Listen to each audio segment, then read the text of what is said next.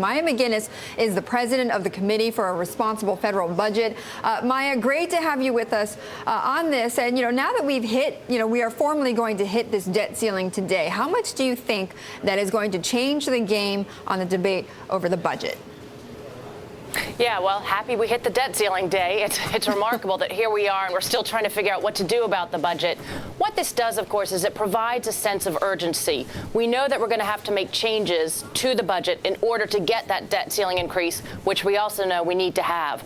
The problem is there is sort of a commitment to really walking this to the last minute. So I don't think we're going to see a deal on the debt ceiling, and I don't think we're going to see a deal on the budget on the next couple weeks, which is what you would like to have to sort of figure this out well in advance of when we absolutely have to.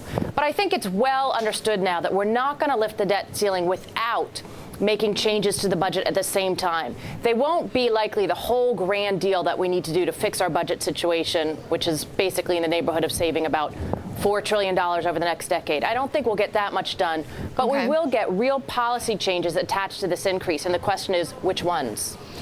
Which ones do you think are up?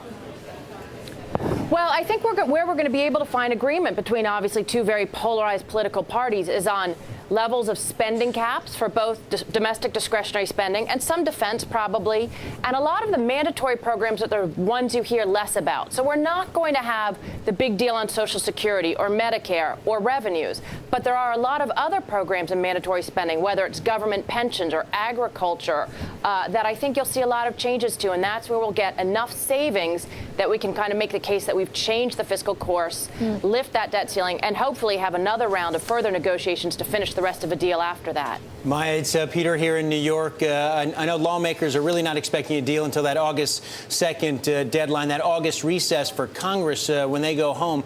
But do you think markets are going to wait that long? There seems to be a different dynamic this time around where a lot of folks out in the marketplace might start treating this a little bit differently sooner.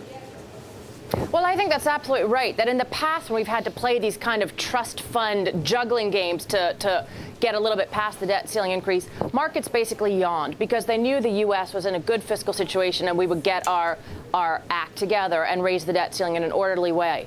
Things are different this time. One, the fiscal situation we face is much, much worse than it's ever been. Two, and we've seen what that can do to other countries as we've witnessed the terrible things that have gone on in Europe because of debt.